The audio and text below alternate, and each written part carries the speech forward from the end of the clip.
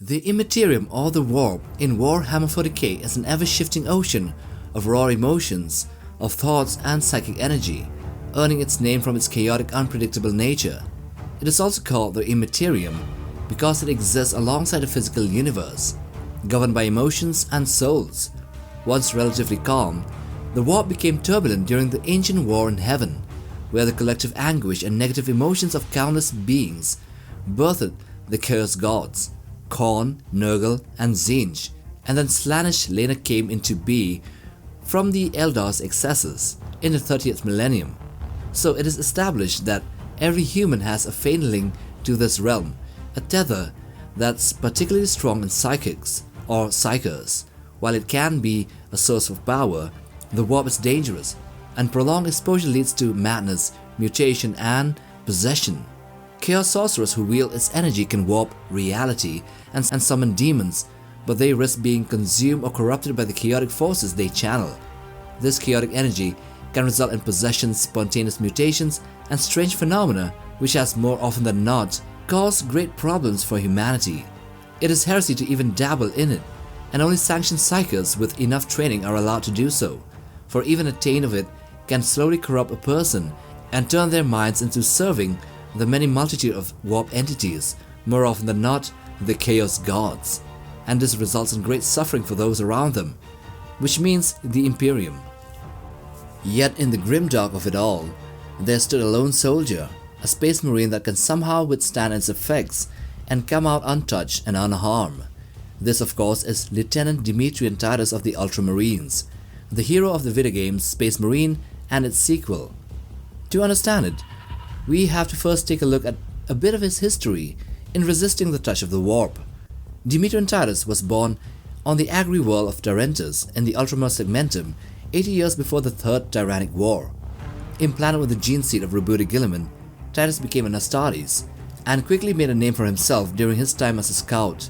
Early in his career, during a mission, his squad faced a Chaos Sorcerer whose warp-infused attacks killed all of them except Titus. He somehow survived direct blasts of warp energy and managed to single-handedly kill the sorcerer. The chapter's apothecaries later were shocked when Titus made a full recovery, leading some to question how he resisted the warp's touch. Titus himself had no explanation for his apparent invincibility against chaos corruption. Then, fast-forwarding 150 years of service, on his 10th year of serving as captain of the 2nd Company, he led the Ultramarines on the Graia campaign, preventing a Chaos Sorcerer called Nemeroth from attaining demonhood. His resistance to warp attacks was key in defeating the sorcerer, but it did not go unnoticed. The Inquisition, wary of his unique ability, took him into custody for interrogation, and this was under Inquisitor Jerome Thrax, unfortunately, who is under the Order Malleus, and subjected Titus to brutal torture and psychic scourging for nearly a century, attempting to uncover any hint of corruption. Ultimately, the Inquisitor himself was possessed and met his own death at the hands of the Grey Knights, which then later allowed Titus to be released. He then served under the name of Nullus in the Death Watch for another century, and was saved from near death from the hands of a Carnifex by his own chapter, and was then later transformed into a Primaris to save his life. In the events of Space Marine 2, in the battle against another Chaos Sorcerer called Imura of the Thousand Suns, Titus once again displayed his unnatural resistance to the warp. While the Sorcerer Lord was gathering power, Titus seized and destroyed a Chaos artifact that was the power source. The destruction of this shard led to a sudden release of Chaos energy which overloaded Imura and kills him, while only leaving Titus exhausted and also near death. In this instance, even Calgar, with his armor of Antilocus and the Iron Halo, was unable to resist the warp as much as Titus was on a simple power armor. Now, with that small bit of history and intro out of the way, let's take a look at 5 theories as to how Titus was resistant to the warp, taint, and chaos, starting from the least probable theory to the most, and then ending with what we think is the actual real cause, with substantial evidence that finally answers the question of his unique ability. The first theory is Titus as a Null. So this one theory is that Titus could be a psychic null, often referred to as a blank. Nulls are incredibly rare individuals with a rare resistance to psychic energy and the warp. They are anathema to the Immaterium, creating an anti-psychic field that disrupts warp-based powers. To beings of the warp, like demons or chaos sorcerers, a null's presence is like nails on a chalkboard. They are utterly repellent. These nulls are so resistant to warp that even the most potent psykers find it nearly impossible to manipulate or harm them with psychic powers. This makes them invaluable to the Imperium, often being recruited into the Colex's Temple of Assassins if they are males, and if they are females they go to the Sisters of Silence, where their unique abilities are used to counter rogue psykers and demonic threats. However, if Titus was a null, he would have likely been detected during the Ultramarines' selection process. The Imperium is on high alert for nulls because of their rarity and a unique utility. Once identified, such male individuals are typically claimed by the Colex's Temple rather than becoming a standard Astartes. Plus, nulls often emit an unsettling aura that other people find off-putting, which doesn't really match to Titus' own ability of rallying his brothers and inspiring fellow Space Marines in battle. This suggests that while the null theory might explain his resilience, it doesn't really align with everything else about his character and his history. The second theory, Titus as a Laden Psycher. So another possibility is that Titus could be a Laden Psycher. So Psychers are individuals with a natural connection to the warp, allowing them to draw on its energies and wield psychic powers. Experienced Psychers like the librarians of the Space Marine chapters often build a kind of resistance to warp energies through their exposure and training. They learn to shield their minds from the raw, chaotic nature of the Immaterium, which grants them some degree of protection against psychic attacks. If Titus had latent psychic abilities, this could explain his unusual resistance to warp-based powers and attacks. However, there are some issues with this theory. The Space Marines, especially the Ultramarines, rigorously screen recruits for psychic potential, and if Titus had been detected as a Psyker, he would have been trained as a librarian rather than serving as a line officer or a battle brother. Laden Psychers usually show signs early on, especially during the intense transformation into a Space Marine, and the librarians would have claimed him for training. Additionally, Psychers need to actively harness their abilities to build up such resistance. Since Titus had never shown signs of using psychic powers consciously, it is highly unlikely that his resistance stems from this source. Now, the third theory is he is favored by a chaos god. The idea that Titus might be a part of some long-term scheme by the chaos gods, specifically Tzeentch, isn't really out of the realm of possibility. Tzeentch, the master of manipulation, is known for playing the long game, settling plans in motion that may not bear fruit for millennia. Alternatively, Titus might be one of Khorne's chosen, blessed with resilience against sorcery and the warp. However, this seems unlikely. Titus doesn't really fit the mold of a Khorne devotee. He doesn't revel in battle for his own sake, nor does he seek to spill blood and take pleasure in the carnage. Similarly, he lacks the scheming nature associated with Tzeentch's followers. If this is indeed a plot by a chaos god, it is a subtle one, hidden beneath layers of misleading clues. Well, to be honest, this is heresy to even think about it. The fourth theory is that Titus is inhabited by a warp entity. So one theory could be that Titus is unknowingly inhabited by a powerful warp entity, perhaps even the spirit of an Eldar god or something akin to a Primarch's soul. Eldar gods are ancient beings with deep connections to the Immaterium, and so their powers could grant resistance to chaos taints. Similarly, if some fragment of a Primarch's soul resides within Titus, it might explain his resilience against the warp and chaos attacks. However, this possibility has a major flaw.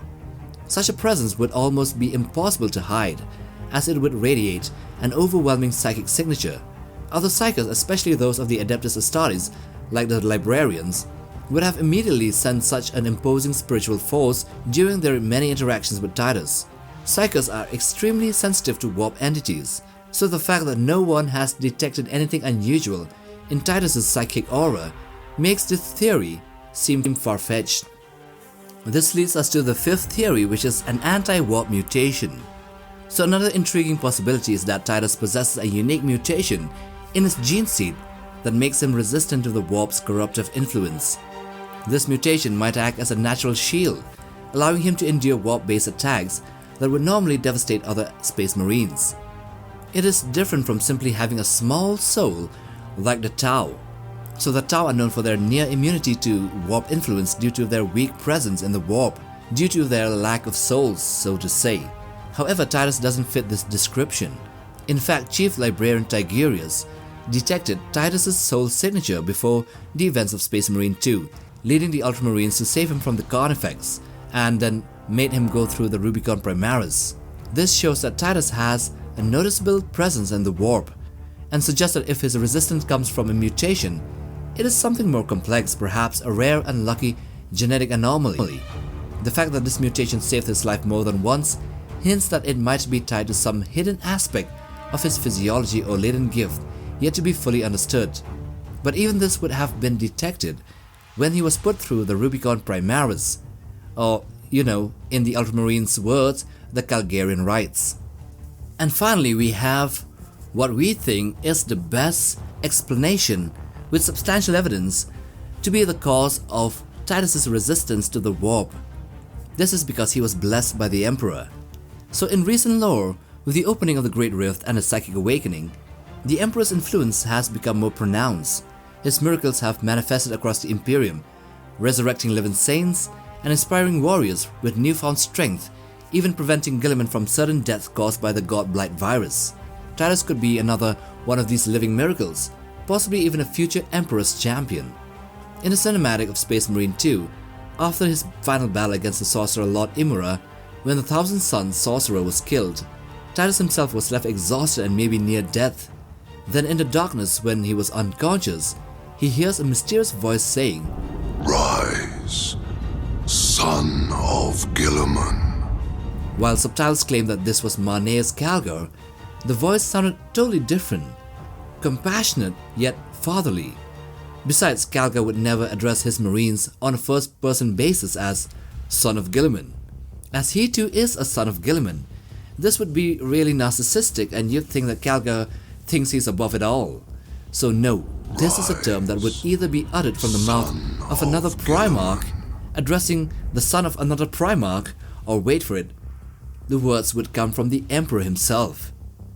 And if you have watched the cinematic, you would see that when Titus immediately woke up when hearing that voice, Calgar was not even next to him. He was a certain distance away. Marneus Calgar would then approach and say "Rise Titus" instead of "son of Guilliman." And in the ending, he would again term Titus as brother while speaking to him on a first-person basis. And although Calgar did say "son of Guilliman," he was sort of explaining to the other brothers of the Ultramarines that Titus has proven himself as a son of Guilliman. And so this was on a third-person basis. This is a slight nuance that many might not have noticed. It is like a hidden Easter egg. It bears as much of a difference when, for example, if your eldest brother speaks in your mind and says in a weird voice, "Rise, son of Dylan," maybe Dylan is your father, I don't know. Okay, "Rise, son of Dylan," while you are unconscious, as compared to him saying, "Here stands a true measure of a son of Dylan," in front of your other brothers, which as you can see is about praising and encouragement, and not talking to you on a first-person basis. This subtle hint could indicate that the Emperor is behind it all, protecting him from corrupting influence of the warp and guiding him towards an unknown but vital role in the Imperium's future. And so that is what we think is the real reason for Titus's resistance to the warp. And with that, we end this video. So if you like this video, then watch this other one too. And if you want to browse for other sci-fi and Warhammer content, then check out our channel. Subscribe, like for support, and yeah, while you're at it, bang on that bell icon for notifications on new video uploads. Till the next time, take care, boys.